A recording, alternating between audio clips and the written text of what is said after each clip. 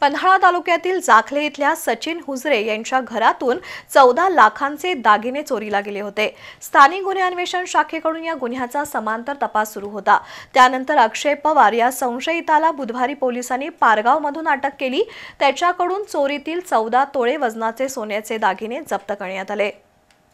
पन्हाळा तालुक्यातील जाखले इथं सचिन हुजरे राहतात। 4 जुलै रोजी त्यांनी 14 तोळे दागिन्यांचा बॉक्स घरातील हॉलमध्ये ठेवला होता। त्यावेळी अज्ञात चोरट्यानं हे दागिने चोरून नेले होते। सचिन हुजरे यांनी दिलेल्या तक्रारीनुसार कोडोली पोलीस ठाण्यात गुन्हा दाखल झाला होता। दरम्यान स्थानिक गुन्हे अन्वेषण शाखेकडून या गुन्ह्याचा समांतर तपास सुरू होता।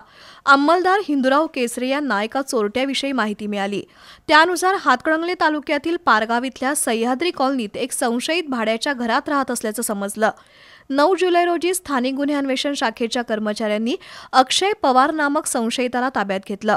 त्याच्याकडे कसून चौकशी केल्यानंतर त्यानं चोरीची कबुली दिली। त्यानंतर पोलिसांनी अक्षय पवारकडून 14 लाख रुपये किमतीचे 14 तोळे वजनाचे सोन्याचे दागिने जप्त केले। ही कारवाई पोलीस निरीक्षक रवींद्र कळमकर, उपनिरीक्षक जालिंदर जाधव, अंमलदार संजय पडवळ, वसंत पिंगळे, अमित सरजे, सतीश सूर्यवंशी, अनिकेत मोरे यांनी केली।